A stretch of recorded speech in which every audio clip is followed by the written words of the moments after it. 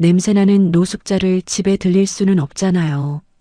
큰 며느리 지영이가 주방에서 굵은 소금을 가져와 시아버지의 발밑에 뿌리며 내뱉은 말이었습니다.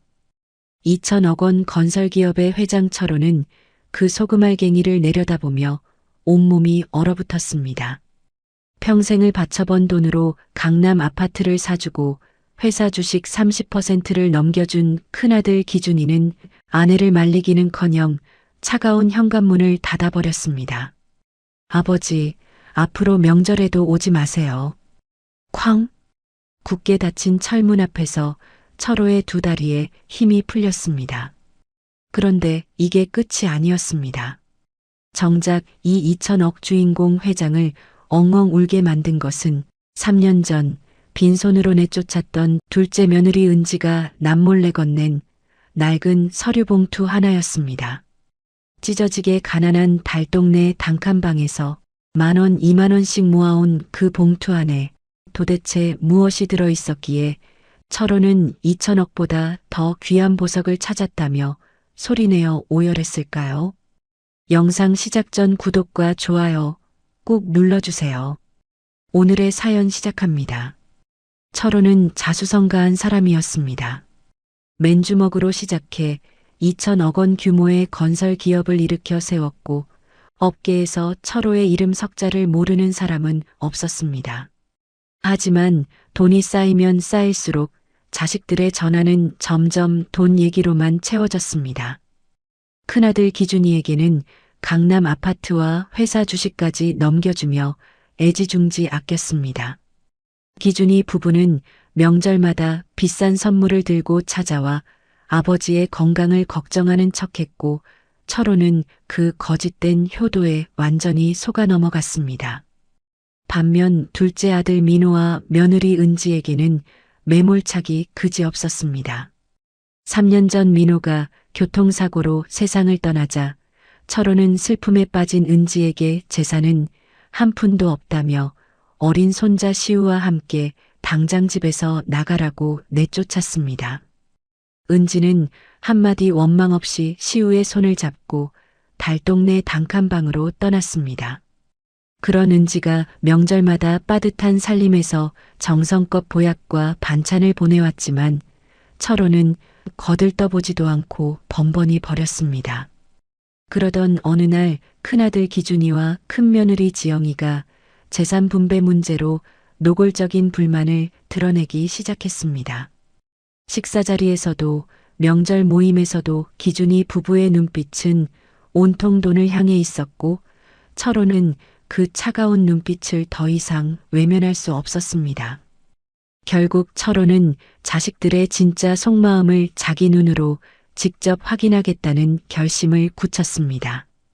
철호는 자식들의 진짜 속마음을 확인하기로 결심했고 30년 곁을 지켜온 수석비서 만수와 고문 변호사 단 두 사람에게만 극비로 가짜 부도 계획을 알렸습니다. 만수야, 이번에 내가 하나 크게 꾸밀 일이 있다. 가짜 부도 서류하고 허위 채무 통보서를 완벽하게 만들어라. 한치의 허점도 없이. 만수는 놀란 기색을 감추지 못했지만 곧 고개를 깊이 숙였습니다. 회장님, 무슨 깊은 뜻이 있으신 거죠? 알겠습니다. 빈틈없이 준비하겠습니다. 고문 변호사 역시 무거운 표정으로 입을 열었습니다. 회장님, 제가 서류 작업은 책임지겠습니다. 그런데 혹시 기준이한테 5년 전에 증여하신 그 계약서도 꺼내놓으실 겁니까? 철호는 느릿하게 고개를 끄덕였습니다. 그래. 금고에 있는 부담부 증여 계약서 꺼내서 자네가 맡아둬. 강남 아파트하고 회사 주식 30% 넘겨줄 때 반드시 부모를 부양해야 한다는 조건 걸어서 공증까지 받아둔 거 기억하지? 물론입니다. 제가 직접 공증 자리에 있었으니까요. 변호사는 두 손으로 서류를 건네받으며 단단히 품에 안았습니다. 철호는 의자 등받이에 몸을 기대며 씁쓸한 표정을 지었습니다. 만수야, 기준이 녀석이 요즘 외식 사업한다고 여기저기 돈을 끌어다 쓰고 있다며? 만수는 조심스럽게 보고를 올렸습니다. 예, 회장님. 기준이가 회장님의 자금력을 믿고 외식 프랜차이즈를 무리하게 확장하고 있습니다. 벌써 수십억 원의 빚이 쌓여 있는 상황입니다. 철호는 한숨을 길게 내쉬었습니다. 내 돈이 뒤에 있으니까 무서울 게 없는 거지. 그놈의 자신감이 어디서 나오나 했더니 만수는 곧이어 나머지 준비 사항도 꼼꼼히 보고했습니다. 회장님, 둘째 며느리 은지가 명절마다 보내온 택배의 발신 주소로 달동네 위치를 이미 파악해 두었습니다. 지시하신 대로 기준이의 아파트 현관 앞과 은지의 달동네 주택 앞 양쪽 모두에 초소형 카메라도 설치 완료했습니다. 좋아. 이동 경로에 맞춰서 차도 수시로 옮겨놔라. 내가 어디 있든 바로 탈 수 있게. 알겠습니다. 그리고 회장님 해외 출장 중이라는 거짓 일정도 회사에 공지해 두었습니다. 철호는 고개를 끄덕이며 자리에서 일어났습니다. 모든 준비가 끝난 뒤 철호는 회사 건물 안에 마련된 비밀 휴게실로 들어갔습니다. 사흘 동안 철호는 그 좁은 방에서 씻지도 않고 버텼습니다. 거울 속에 비친 자신의 모습은 하루가 다르게 초라해져 갔습니다. 낡고 해진 옷을 골라 입고 머리카락은 흐트러진 채 내버려 두었습니다. 사흘째 되는 날 철호는 거울 앞에 서서 자신의 행색을 찬찬히 살폈습니다. 빚쟁이들에게 모든 것을 빼앗기고 길거리에 나앉은 불쌍한 노인의 모습이 완성되어 있었습니다. 철호는 낡은 옷 안주머니에 만일의 상황을 대비한 소형 휴대폰 한 대를 깊숙이 숨겨넣고 비밀 휴게실에 불을 끈 뒤 조용히 건물 밖으로 빠져나갔습니다. 철호가 가장 먼저 찾아간 곳은 평소 애지중지 아꼈던 큰아들 기준이의 집이었습니다. 강남 한복판에 우뚝 솟은 고급 아파트 단지 안으로 비틀비틀 걸어 들어가는 철호의 모습은 그곳 풍경과 너무나 어울리지 않았습니다. 엘리베이터를 타고 올라간 철호는 떨리는 손으로 기준인의 현관 초인종을 눌렀습니다. 잠시 후 문을 연 큰며느리 지영이는 눈앞에 선 사람을 보자마자 얼굴을 확 찡그렸습니다. 어머 아버님? 아버님 지금 이게 무슨 꼴이세요? 지영이는 코를 틀어막으며 현관문을 몸으로 가로막았습니다. 철호는 힘없는 목소리로 말했습니다. 지영아, 기준이 좀 불러다오. 아버지가 할 말이 있다. 지영이는 안쪽을 향해 날카로운 목소리를 질렀습니다. 여보 빨리 나와봐. 아버님이 왔는데 꼭 노숙자 같은 행색을 하고 오셨어. 거실 소파에서 느긋하게 앉아있던 기준이가 슬리퍼를 끌며 현관으로 나왔습니다. 기준이는 아버지의 초라한 모습을 위아래로 훑어보더니 인상을 잔뜩 구겼습니다. 아버지, 도대체 이게 무슨 행색이에요? 무슨 일이에요? 철호는 고개를 푹 숙인 채 입을 열었습니다. 기준아, 아버지가 큰일을 냈다. 회사가 완전히 망했어. 2천억 원짜리 부도가 나버렸다. 그 말을 듣는 순간 기준이의 얼굴이 새하얗게 변했습니다. 뭐요? 2천억? 부도요? 기준이는 한 발짝 뒤로 물러서며 목소리를 높였습니다. 아버지, 그 빚이 나한테 넘어오는 거 아니에요? 나 아버지한테 받은 주식도 있고 아파트도 있는데 그거 다 압류당하는 거 아니냐고요. 철호는 떨리는 입술로 대답했습니다. 기준아, 그런 얘기 하려고 온 게 아니다. 아버지가 지금 갈 곳이 없어서 그런다. 오늘 하룻밤만 거실에서 자고 가면 안 되겠니? 기준이는 철호의 부탁을 듣자마자 두 손을 내저었습니다. 안 돼요. 절대 안 돼. 아버지가 여기 들어오면 채권자들이 이 집 주소까지 알아내는 거 아니에요? 당장 나가세요. 지영이가 옆에서 기름을 부었습니다. 맞아요, 아버님. 냄새도 이렇게 나는데 어떻게 집안에 들여요. 노숙자를 집에 들릴 수는 없잖아요. 철호는 믿을 수 없다는 눈으로 두 사람을 번갈아 바라보았습니다. 기준아, 나 내 아버지다. 하룻밤이면 된다. 제발 이 늙은 아비 좀 도와주라. 기준이는 고개를 돌리며 차갑게 내뱉었습니다. 아버지, 지금 우리도 여유 없어요. 아버지 빚 문제는 아버지가 알아서 해결하세요. 그때 지영이가 씩씩거리며 주방으로 들어가더니 투박한 굵은 소금 봉지를 들고 돌아왔습니다. 지영이는 철호의 발밑에 소금을 확 뿌리며 독한 말을 내뱉었습니다. 아버님, 이 집에 재수없는 기운 들이지 마시고 빨리 나가세요. 부도난 사람이 남의 집에 와서 빌붙으면 어떡해요. 하얀 소금 알갱이가 철호의 낡은 신발 위로 흩어져 내렸습니다. 철호는 발밑을 내려다보며 온몸이 굳어버렸습니다. 평생 허리가 휘도록 일해서 번 돈으로 키운 자식의 아내가 자신의 발밑에 소금을 뿌리고 있었습니다. 기준이는 아내를 말리기는커녕 철호의 어깨를 밀어내듯 현관문 바깥으로 밀쳐냈습니다. 아버지, 앞으로 명절에도 오지 마세요. 찾아오지 마요. 쾅! 차가운 철문이 코앞에서 닫혀버렸습니다. 굳게 닫힌 문 앞에서 철호는 한동안 꼼짝도 하지 못했습니다. 두 다리에 힘이 풀려 그 자리에 주저앉을 뻔했습니다. 평생을 바쳐 키워온 큰아들 부부의 본 모습을 두 눈으로 똑똑히 확인한 순간이었습니다. 가슴 한가운데를 얼음 송곳으로 찌르는 듯한 배신감이 온몸을 휘감았습니다. 철호는 비틀거리는 다리를 억지로 끌며 엘리베이터를 타고 아파트 단지 밖으로 나왔습니다. 바깥에는 어느새 차가운 겨울비가 세차게 쏟아지고 있었습니다.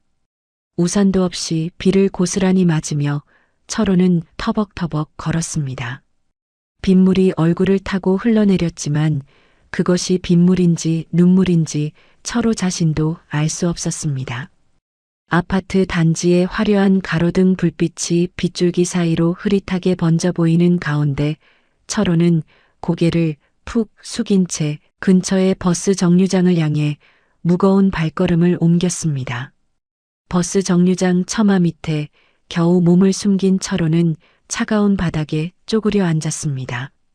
겨울비는 그칠 기미가 보이지 않았고 지나가는 차들이 일으킨 빗물이 철호의 낡은 바지를 적셨습니다.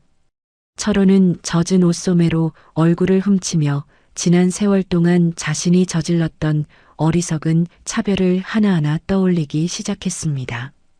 시간은 수년 전으로 거슬러 올라갑니다. 철호에게는 두 아들이 있었습니다.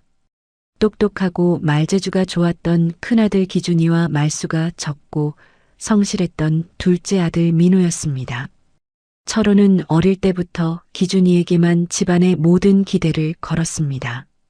최고의 학교에 보내주었고 졸업하자마자 회사의 요직에 앉혀주었습니다. 강남 최고급 아파트를 사주었고 회사 주식 30%를 넘겨주었습니다. 기준이가 원하는 것이라면 무엇이든 아낌없이 쏟아부었습니다. 반면 둘째 아들 민호는 늘 아버지의 관심 받기였습니다. 민호는 아버지의 회사에서 말단 직원으로 묵묵히 일했지만 철호는 한 번도 민호의 노력을 인정해 준 적이 없었습니다. 민호가 결혼할 때도 철호는 시큰둥한 표정으로 자리만 지켰을 뿐 축의금 한 푼 제대로 챙겨주지 않았습니다. 둘째 며느리 은지가 고개를 숙여 인사를 올릴 때도 철호는 고개를 돌린 채 대꾸조차 하지 않았습니다. 큰아들 하나면 됐지 둘째까지 신경 쓸 여유가 어디 있어.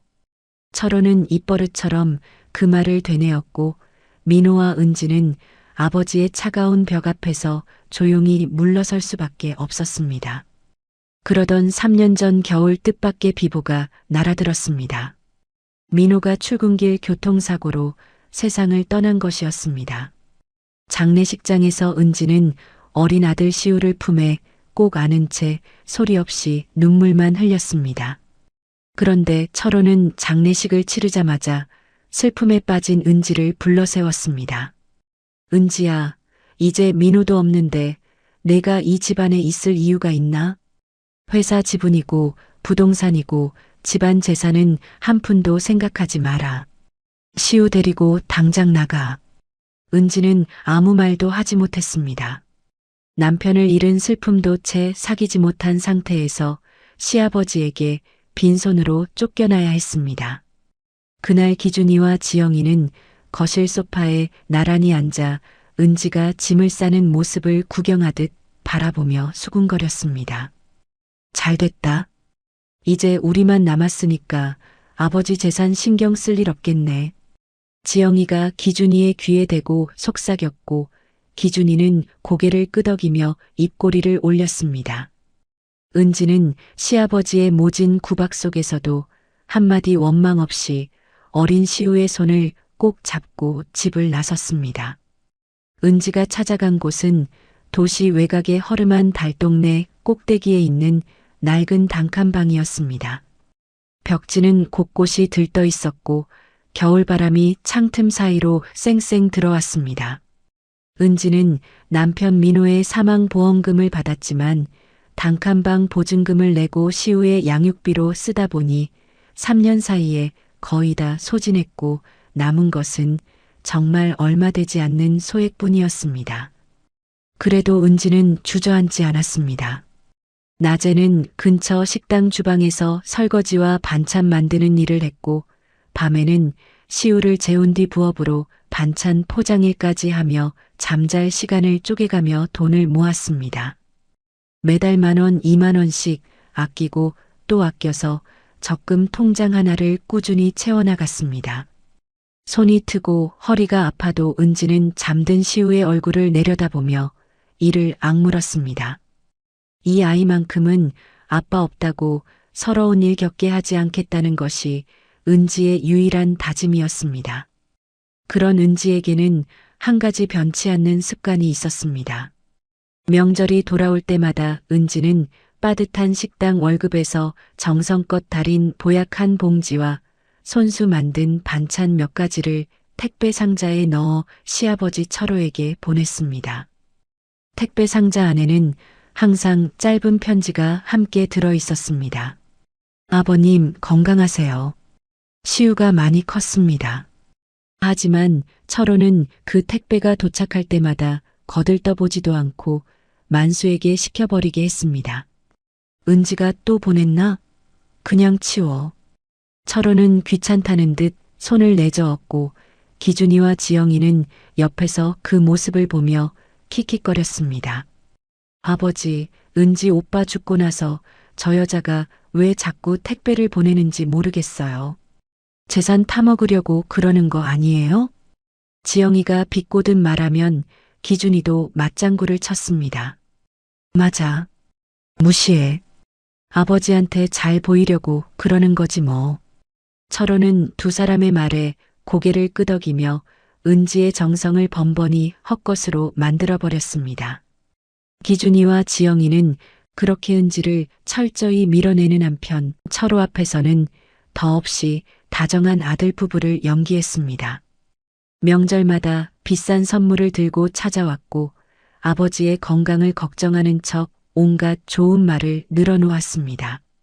아버지, 건강이 최고예요. 저희가 아버지 곁에 있잖아요.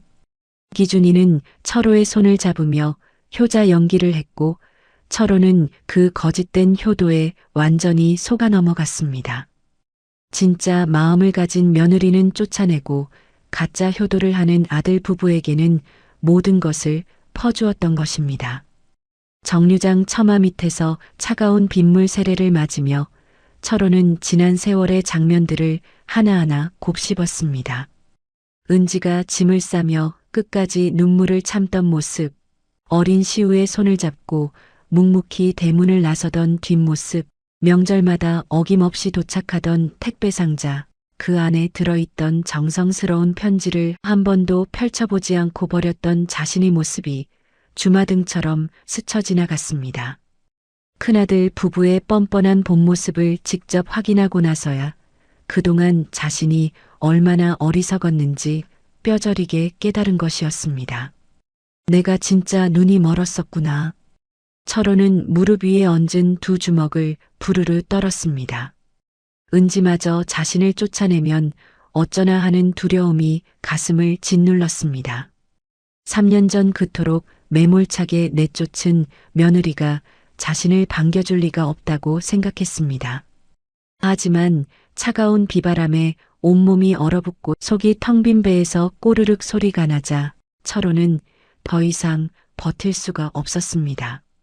철호는 뻣뻣해진 무릎을 손으로 짚으며 간신히 몸을 일으켰습니다. 정류장 처마 밑을 벗어나자 다시 차가운 겨울비가 온몸을 적셨습니다. 철호는 고개를 숙인 채 은지가 살고 있는 달동네를 향해 무거운 발걸음을 옮기기 시작했습니다. 어두운 밤이 되어서야 철호는 달동네 입구에 도착했습니다. 가파른 언덕길은 빗물에 젖어 미끄러웠고 가로등 하나 없는 좁은 골목은 칠흑같이 어두웠습니다. 철호는 벽을 짚으며 한 발짝 한 발짝 조심스럽게 언덕을 올랐습니다. 숨이 턱까지 차오를 때쯤 허름한 주택들이 다닥다닥 붙어있는 꼭대기에 다다랐고 철호는 낡은 대문 앞에 서서 떨리는 손으로 조심스럽게 문을 두드렸습니다. 똑똑똑. 늦은 시간에 울리는 노크 소리에 안쪽에서 부스럭거리는 기척이 들렸습니다. 잠시 후 삐걱거리는 문이 열리며 은지가 고개를 내밀었습니다. 은지는 문 앞에 서 있는 노인의 얼굴을 올려다보다가 두 눈이 휘둥그레졌습니다. 아버님? 아버님 맞으세요? 비에 흠뻑 젖어 오들오들 떨고 있는 늙은 노인이 다름 아닌 시아버지 철호라는 사실을 알아본 은지는 깜짝 놀라 입을 가렸습니다. 철호는 고개를 푹 숙인 채 힘없는 목소리로 말했습니다. 은지야, 시아버지다. 회사가 망해서 빚쟁이들한테 다 빼앗기고 도망치다가 여기까지 왔다. 오늘 하룻밤만 비를 피하게 해주면 안 되겠니? 철호는 눈을 질끈 감았습니다.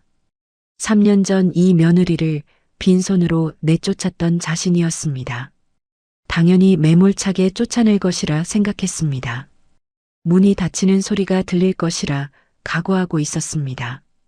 그런데 은지의 입에서 나온 말은 전혀 달랐습니다. 아버님, 세상에 이게 무슨 일이에요? 비에 이렇게 젖으시면 어떡해요?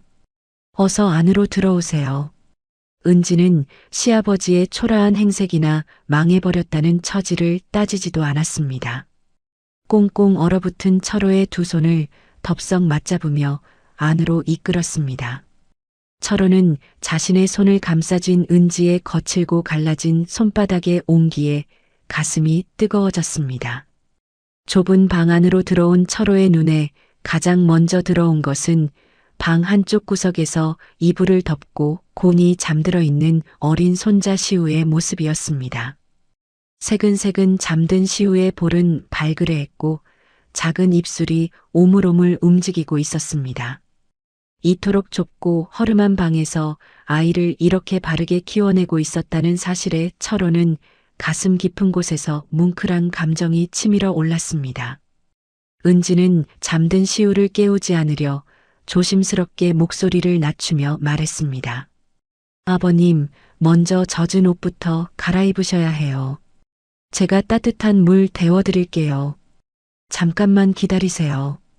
은지는 곧바로 주방으로 가서 냄비에 물을 올렸습니다. 따뜻하게 데운 물에 수건을 적셔 철호의 얼굴과 손을 정성스럽게 닦아주었습니다. 그리고 벽에 걸린 옷걸이에서 세상을 떠난 민호가 입던 가장 두꺼운 겨울 옷을 꺼내어 철호에게 건넸습니다. 아버님, 이 옷 입으세요. 민호가 제일 아끼던 옷인데 아버님이 입으시면 민호도 좋아할 거예요. 철호는 아들 민호의 옷을 받아들며 손끝이 바르르 떨렸습니다. 살아생전 제대로 쳐다보지도 않았던 둘째 아들의 옷이 이렇게 따뜻할 줄은 몰랐습니다. 은지는 철호가 옷을 갈아입는 사이 서둘러 주방으로 들어갔습니다. 냉장고를 열어보니 남은 재료가 많지 않았지만 은지는 있는 재료를 모두 꺼내 정성껏 찌개를 끓이기 시작했습니다.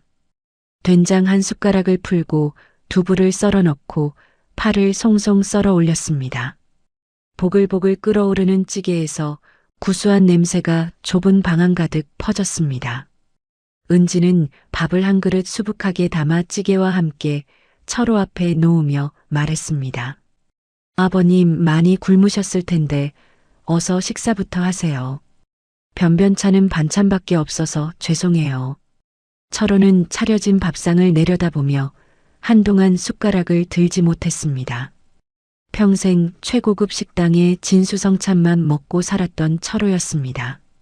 하지만 은지가 있는 재료를 탈탈 털어 끓여낸 이 소박한 찌개 한 그릇이 지금 이 순간 세상 어떤 산의 진미보다 귀하게 느껴졌습니다. 철호는 떨리는 손으로 숟가락을 들어 찌개를 한 입 떠먹었습니다. 뜨끈한 국물이 목을 타고 내려가자 꽁꽁 얼어붙었던 온몸에 온기가 퍼져나갔습니다. 한 숟가락, 두 숟가락 떠먹을 때마다 코끝이 찡해지더니 결국 철호의 두 눈에서 눈물이 뚝뚝 떨어졌습니다. 철호는 고개를 숙인 채 소리 없이 눈물을 훔치며 중얼거렸습니다. 고맙다 은지야. 정말 고맙다. 은지는 조용히 철호의 곁에 앉아 등을 토닥이며 대답했습니다. 아버님 무슨 말씀을 그렇게 하세요? 아버님은 저한테 아버지인데요. 당연한 거예요. 자신을 내쫓고 구박했던 시아버지를 원망하기는커녕 아버지라고 부르며 따뜻하게 맞아주는 은지의 한마디에 철호는 목이 메어 더 이상 말을 잇지 못했습니다. 밥상 위로 떨어지는 철호의 눈물을 은지는 못 본 척 고개를 돌려주었고 좁은 단칸 방 안에는 보글보글 끓는 찌개 소리와 시우의 고른 숨소리만이 조용히 울려 퍼졌습니다. 따뜻한 식사를 마친 철호는 방바닥에 등을 기대고 앉아 천천히 몸을 녹였습니다. 얼어붙었던 손끝과 발끝에 서서히 온기가 돌아오자 그제서야 사람 사는 세상에 돌아온 기분이 들었습니다. 은지는 설거지를 마치고 돌아와 철호 옆에 조용히 앉더니 잠시 무언가를 망설이는 표정을 지었습니다. 그러다 은지는 자리에서 일어나 방구석 깊은 곳으로 걸어갔습니다. 낡은 장롱 서랍 맨 아래칸을 열어 색이 바랜 두툼한 서류 봉투 하나를 조심스럽게 꺼내왔습니다. 은지는 두 손으로 서류 봉투를 꼭 쥔 채 철호 앞에 무릎을 꿇고 앉았습니다. 아버님, 드릴 말씀이 있어요. 철호는 은지의 진지한 표정에 고개를 갸웃거렸습니다. 뭐냐, 은지야. 은지는 고개를 깊이 숙이며 말했습니다. 아버님이 평생을 바쳐 일구신 회사를 이르시고 이렇게 길거리에 나앉으셨다는 얘기를 들으니까 제 가슴이 무너지는 것 같아요. 2천억 원이라는 빚이 얼마나 큰 돈인지 저는 감히 가늠도 못해요. 그래도 아버님, 이걸 받아주세요. 은지는 서류 봉투를 두 손으로 공손하게 철호에게 내밀었습니다. 부디 제기하시는데 조금이라도 보태서 쓰세요. 철호는 떨리는 손을 뻗어 서류 봉투를 받아들었습니다. 묵직한 봉투를 열어 안에 든 것을 하나씩 꺼내보는 순간 철호의 숨이 턱 막혔습니다. 봉투 안에는 두 개의 통장이 나란히 들어 있었습니다. 하나는 민호의 사망보험금 중 아껴서 남겨둔 마지막 소액 통장이었고 다른 하나는 은지가 3년 동안 10,000원, 20,000원씩 모아온 적금 통장이었습니다. 적금 통장을 펼쳐보니 빼곡하게 찍힌 입금 내역이 한 줄 한 줄 눈에 들어왔습니다. 10,000원, 20,000원, 15,000원, 10,000원. 어떤 달에는 겨우 5,000원이 입금되어 있은 적도 있었습니다.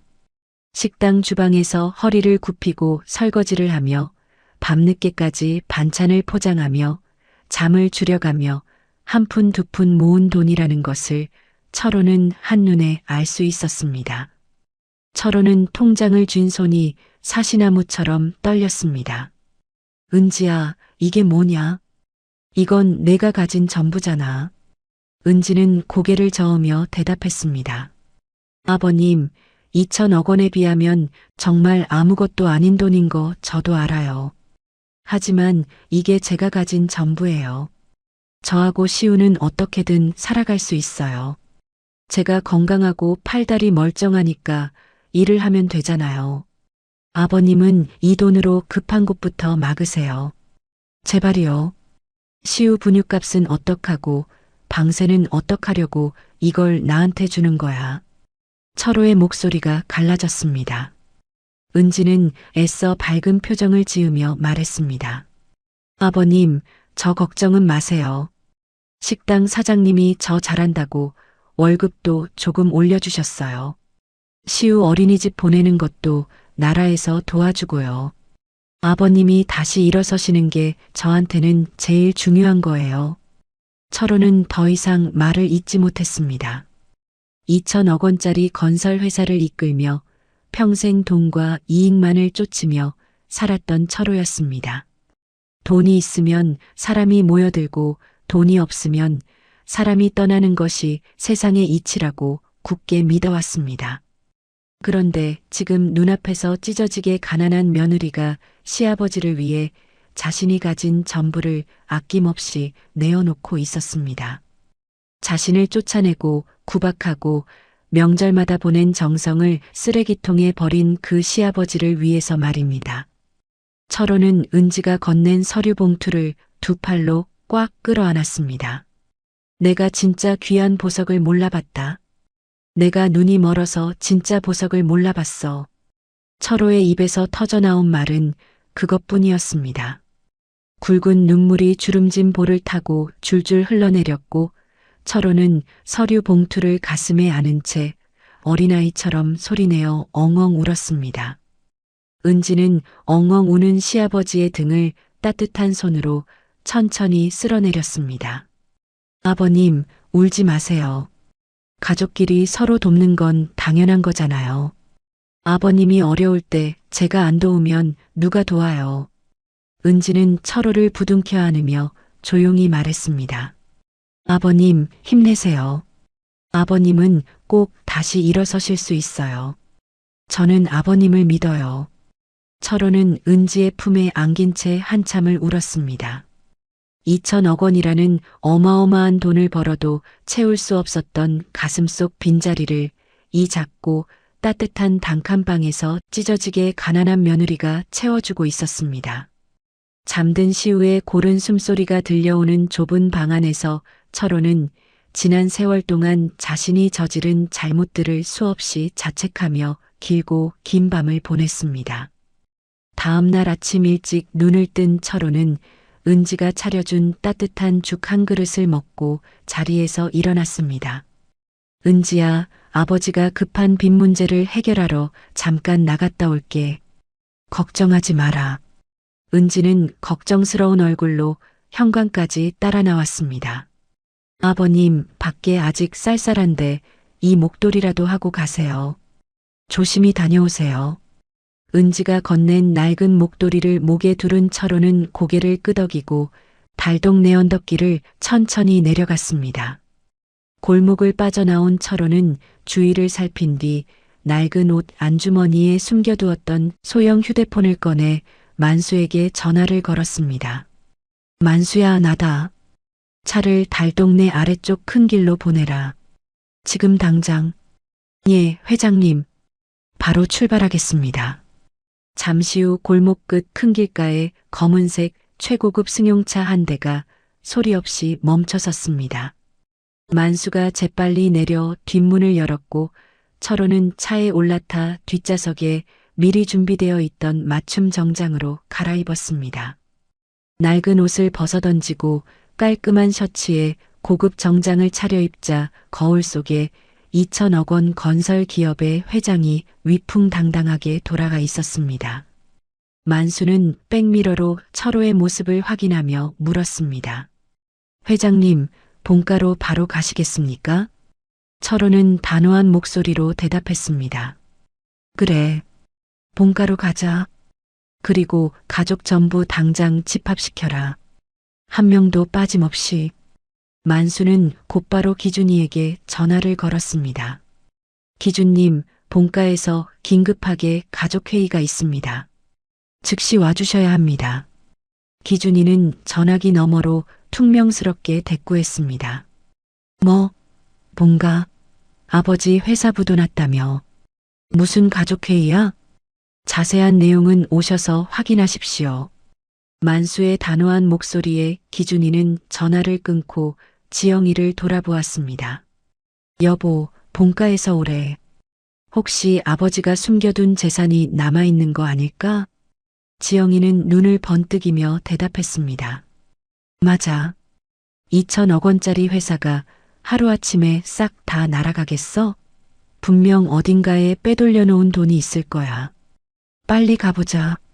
기준이와 지영이는 거만한 표정으로 서둘러 본가를 향해 출발했습니다. 한편 만수는 전날 밤 철호가 은지의 집을 방문했을 때 미리 파악해둔 연락처로 은지에게도 전화를 걸었습니다. 은지님, 저는 회장님의 수석 비서 만수입니다. 본가에서 중요한 자리가 있으니 와주시겠습니까? 은지는 뜻밖의 전화에 어리둥절했습니다.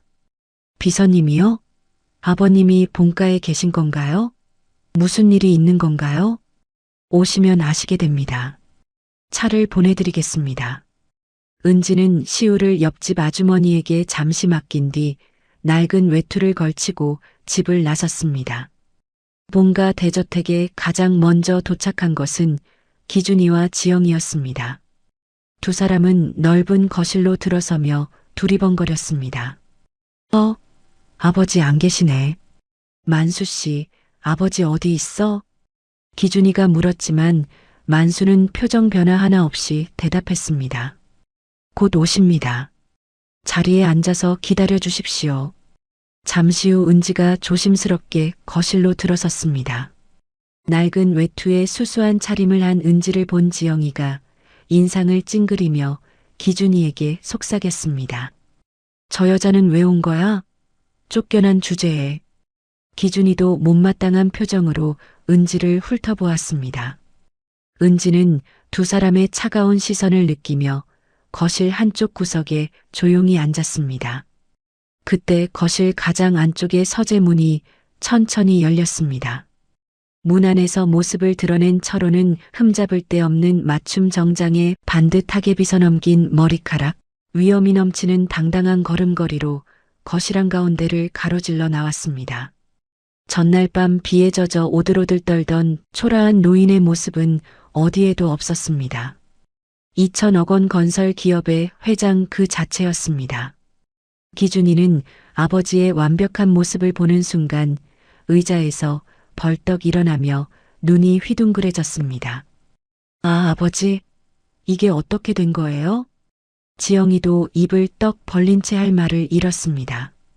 은지 역시 어젯밤 자신의 집에서 엉엉 울던 시아버지와 눈앞에 위풍당당한 회장이 같은 사람이라는 사실이 믿기지 않아 두 눈을 크게 떴습니다. 철호는 거실 정면의 가장 큰 의자에 천천히 앉아 가족들을 하나하나 둘러보았습니다. 그리고 차가운 목소리로 입을 열었습니다. 똑똑히 들어라. 회사 부도는 전부 거짓이다. 내가 너희들 속마음을 시험하기 위해 꾸며낸 가짜였어. 내 재산은 한 푼도 잃지 않았다. 거실 안에 정적이 내려앉았습니다. 기준이의 얼굴이 새하얗게 질렸습니다. 거짓이요?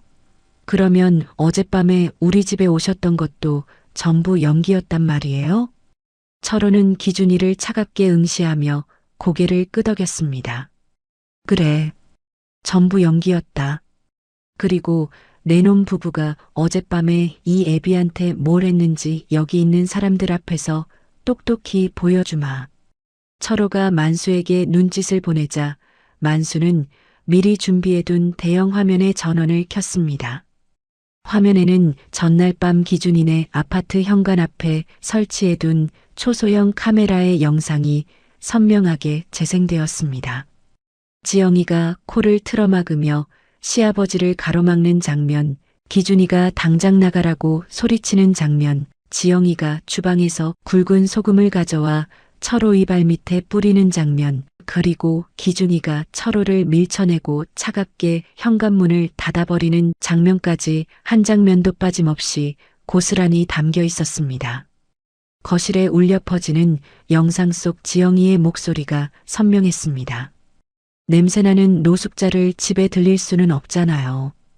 이 집에 재수없는 기운 들이지 마시고 빨리 나가세요. 영상을 보는 기준이의 두 다리가 후들후들 떨리기 시작했습니다. 지영이는 얼굴이 시뻘겋게 달아올라 고개를 숙인 채 입술을 깨물었습니다. 철호는 화면을 끄게 한 뒤 자리에서 천천히 일어나 벌벌 떠는 기준이 부부 앞으로 걸어갔습니다. 기준아, 너한테 강남 아파트 사주고 회사 주식 30% 넘겨주고 원하는 거 다 해줬더니 돌아온 게 이거냐? 내 아비가 망했다니까 소금 뿌리고 문전 박대하는 게 내가 할 짓이냐? 기준이는 아무 말도 하지 못하고 사시나무 떨듯 몸을 떨기만 했습니다. 철호는 이를 악물며 말을 이었습니다. 너희 부부는 사람으로서 기본 도리조차 모르는 몹쓸 자식들이다. 오늘부로 너희와 모든 인연을 영원히 끊겠다.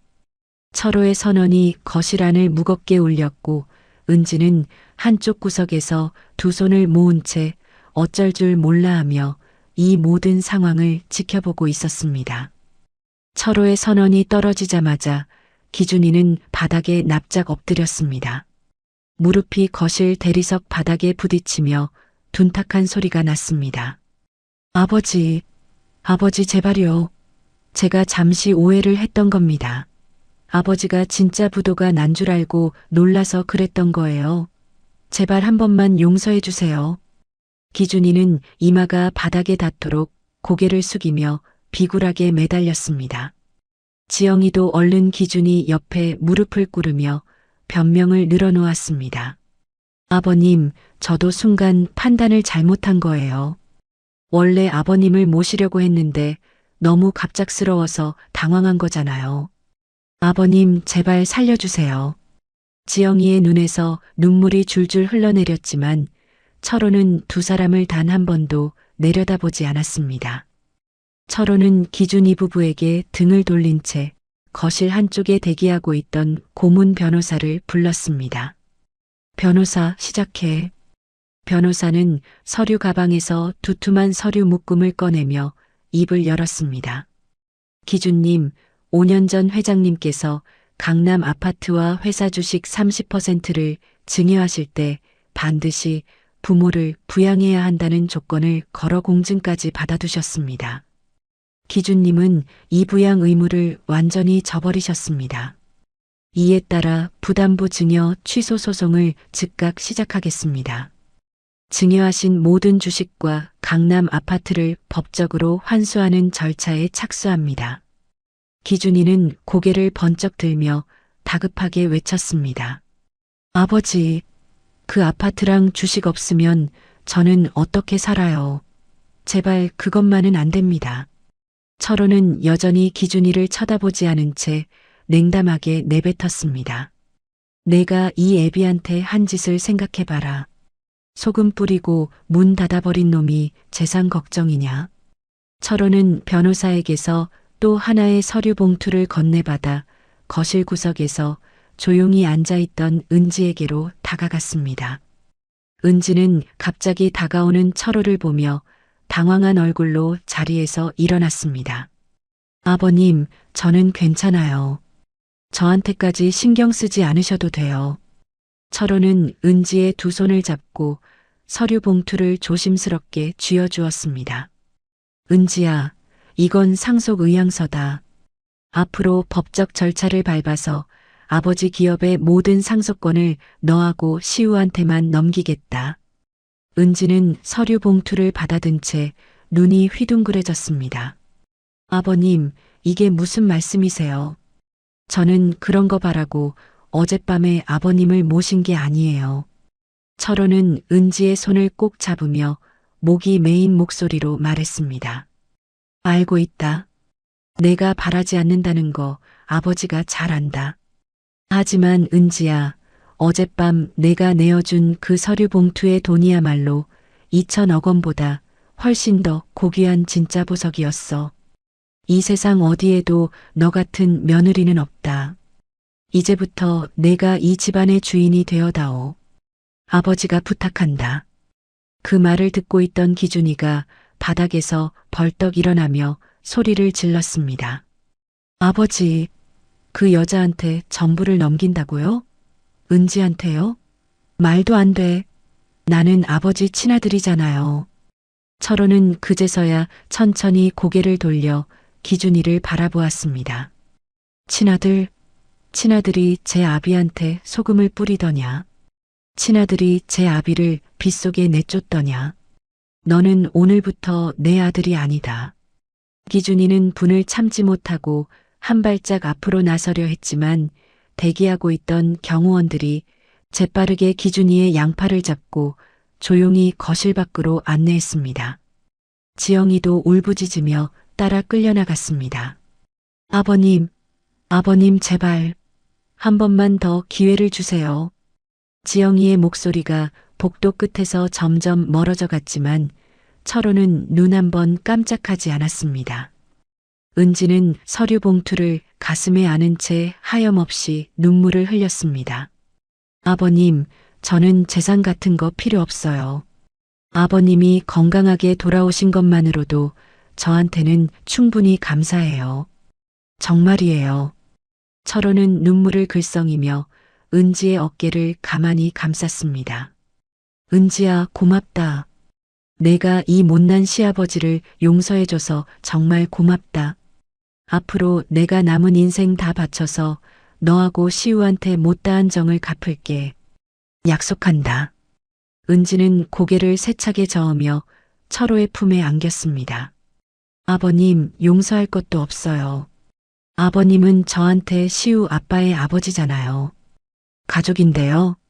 철호는 은지의 등을 토닥이며 소리 없이 눈물을 흘렸습니다. 잠시 후 철호는 눈물을 닦고 만수를 불렀습니다. 만수야, 기준이 부부 이름으로 된 법인카드 전부하고 내가 보증서 준 카드까지 싹 다 즉각 정지시켜라. 그리고 본가 현관 비밀번호도 오늘 당장 바꿔놔. 예, 회장님. 즉시 처리하겠습니다. 만수는 곧바로 전화기를 들고 지시사항을 하나하나 실행에 옮겼습니다. 그날 저녁 해가 지고 어둠이 내려앉은 본가 대저택 밖에서 기준이와 지영이의 울부짖는 소리가 들려왔습니다. 아버지, 문 좀 열어주세요. 아버지. 기준이가 철문을 두드리며 애원했지만 아무도 문을 열어주지 않았습니다. 지영이는 철문 앞에 주저앉아 땅을 치며 울었습니다. 하지만 굳게 잠긴 철문은 꿈쩍도 하지 않았고 차가운 밤바람만이 두 사람의 울음소리를 삼켰습니다. 철호는 거실 창밖으로 쫓겨나는 큰아들 부부의 모습을 내려다보며 무거운 한숨을 내쉬었습니다. 가슴 한쪽이 아프지 않다면 거짓말이었지만 돈에 눈이 멀어 제 아비를 버린 자식에게 더 이상 줄 자비는 남아있지 않았습니다. 본가의 철문이 굳게 닫힌 그날 이후로 몇 주가 흘렀습니다. 기준이와 지영이의 삶은 무너진 둑처럼 걷잡을 수 없이 허물어져 갔습니다. 법인 카드와 보증 카드가 모두 정지되면서 그동안 카드로 유지하던 호화로운 생활이 하루아침에 끊겨버렸습니다. 증여 취소 소송까지 시작되었다는 통보를 받은 기준이는 다급하게 여기저기 전화를 돌리기 시작했습니다. 여보세요, 나 기준이야. 형, 나 지금 급하게 돈이 좀 필요한데 좀 빌려줄 수 있어? 하지만 돌아오는 대답은 차가운 신호음뿐이었습니다. 철호가 이미 업계 곳곳에 기준이의 행실을 전부 알려놓은 터라 예전에 형 동생하며 어울리던 지인들조차 기준이의 전화를 받지 않았습니다. 기준이는 전화기를 내려놓으며 이를 악물었습니다. 아버지가 다 막아놓은 거야. 내 주변 사람들한테 전부 얘기해버린 거라고. 지영이가 신경질적으로 쏘아붙였습니다. 그러니까 내가 그때 아버님한테 좀 잘하자고 했잖아. 당신이 나가라고 소리를 쳐서 이 꼴이 된 거 아니야. 뭐, 소금 뿌린 건 너잖아. 내가 먼저 소금을 가져와서 뿌렸으니까 이렇게 된 거지. 두 사람은 서로를 향해 손가락질을 하며 날마다 으르렁거렸습니다. 설상가상으로 기준이가 아버지의 자금력을 믿고 무리하게 벌여놓았던 외식 사업의 빚이 한꺼번에 터져버렸습니다. 수십억 원에 달하는 채무가 쏟아져 나왔고 채권자들의 독촉 전화가 아침부터 밤까지 쉴 새 없이 울려댔습니다. 기준 씨, 이번 달 이자도 못 갚으면 법적으로 갈 수밖에 없어요. 사장님, 가게 임대료가 석 달째 밀렸습니다. 당장 내주셔야 합니다. 기준이는 전화벨이 울릴 때마다 몸을 움츠렸고 현관문 두드리는 소리에 숨을 죽여야 했습니다. 아버지의 2천억 원이라는 든든한 뒷배가 사라지자 기준이가 쌓아 올린 사업의 실체는 모래성처럼 와르르 무너져 내렸습니다. 수개월에 걸친 소송 끝에 법원은 부담부 증여 취소를 인용하는 판결을 내렸습니다.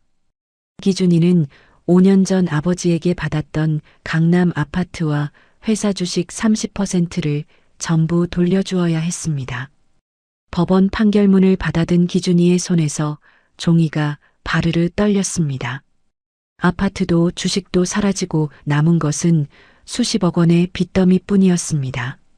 기준이는 법원 복도 의자에 풀썩 주저앉아 머리를 감싸쥐었습니다. 끝났어. 나는 이제 끝났어. 그날 밤 기준이가 빈손으로 집에 돌아왔을 때 지영이의 모습은 어디에도 없었습니다. 옷장 문이 활짝 열려 있었고 지영이의 옷과 가방이 모조리 사라져 있었습니다. 식탁 위에 종이 한 장이 덩그러니 놓여 있었습니다. 나는 더 이상 못 살겠어. 친정으로 간다. 연락하지 마. 기준이는 그 종이를 구겨진 채 텅 빈 거실 한가운데 서서 한참 동안 멍하니 서 있었습니다.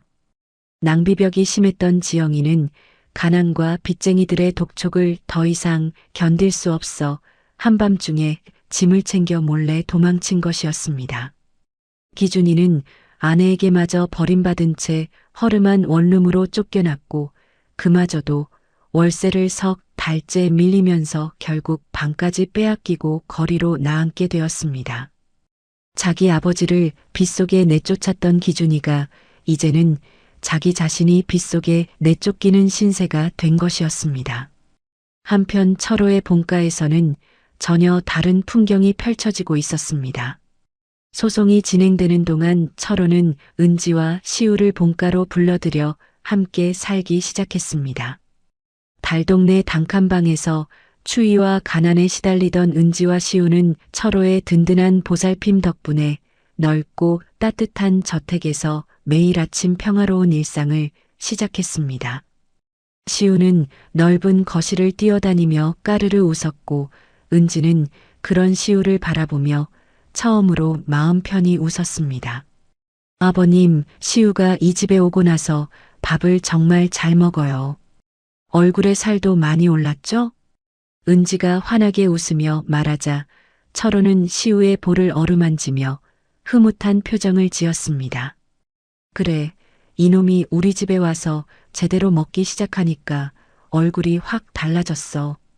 이 녀석 할아버지 닮아서 잘생겼다.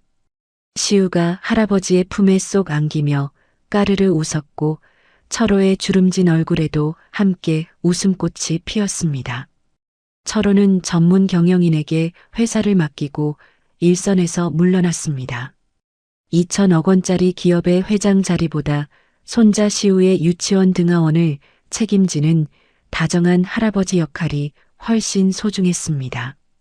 매일 아침 시우의 작은 손을 잡고 유치원 앞까지 걸어가는 철호의 얼굴에는 세상에서 가장 행복한 미소가 떠올랐습니다.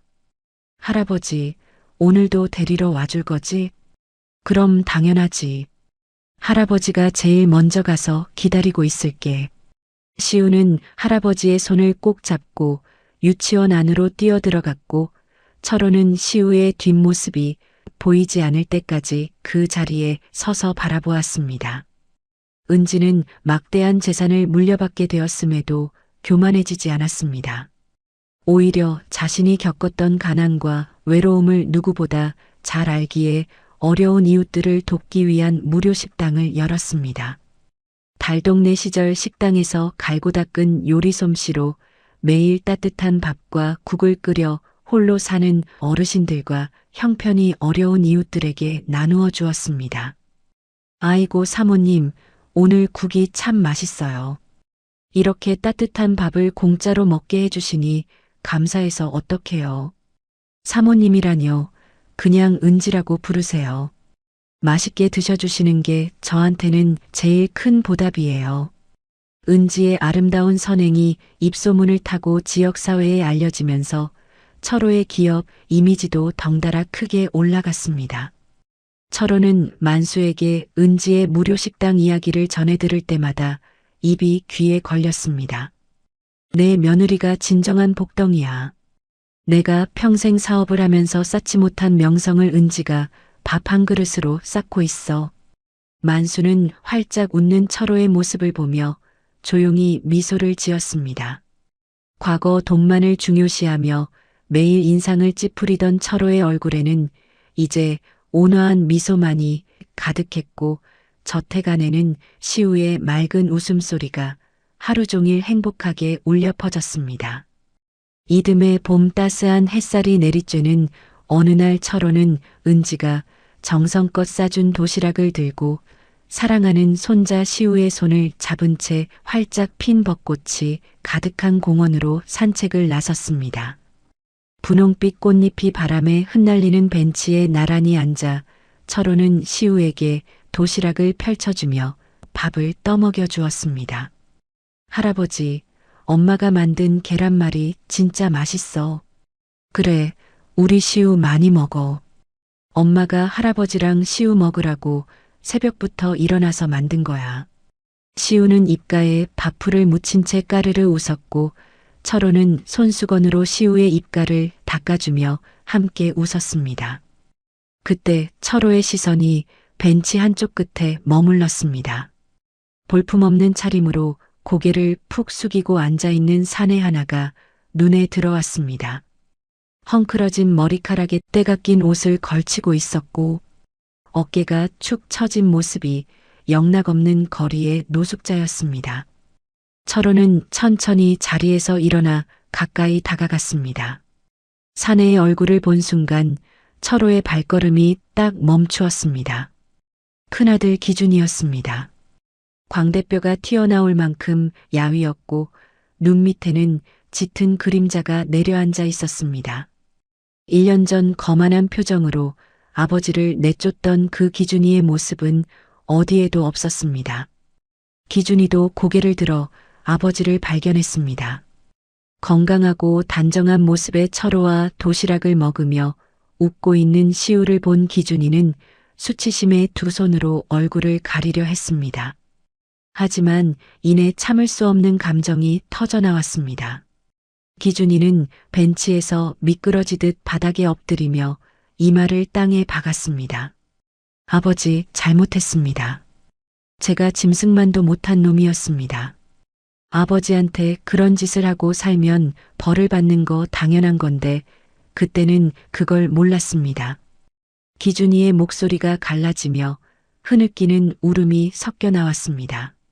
아버지, 밥 한 끼만 사주세요.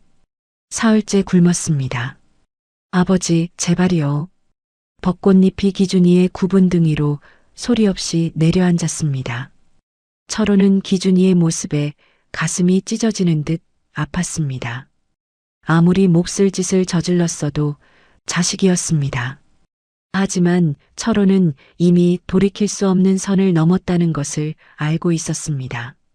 소금을 뿌리며 아비를 내쫓은 그날 밤 기준이는 스스로 아들이기를 포기한 것이었습니다. 철호는 무거운 한숨을 삼킨 뒤 시우에게로 돌아가 아이의 눈을 따뜻한 두 손으로 가려주었습니다. 시우야, 할아버지가 꽃잎 잡기 놀이하자. 눈 감고 있어. 응, 할아버지 빨리 해줘. 시우가 해맑게 웃는 사이 철호는 시우를 안아올려 반대편으로 발걸음을 옮겼습니다. 기준이에게서 한 발짝, 두 발짝 멀어질 때마다 철호의 심장은 바늘로 찌르는 듯 아팠지만 뒤를 돌아보지 않았습니다. 기준이는 멀어지는 아버지와 시우의 뒷모습을 흐릿한 눈으로 바라보았습니다. 벚꽃이 흩날리는 길 위로 손을 잡고 걸어가는 두 사람의 모습이 점점 작아져 갔습니다. 기준이는 자신이 스스로 차버린 과거에 눈부셨던 축복을 뼈저리게 후회하며 두 주먹으로 땅을 쳤습니다. 내가 미쳤었지. 내가 미쳤었어. 기준이의 울음소리가 봄바람에 실려 흩어졌지만 이미 아무도 그 소리를 들어주지 않았습니다.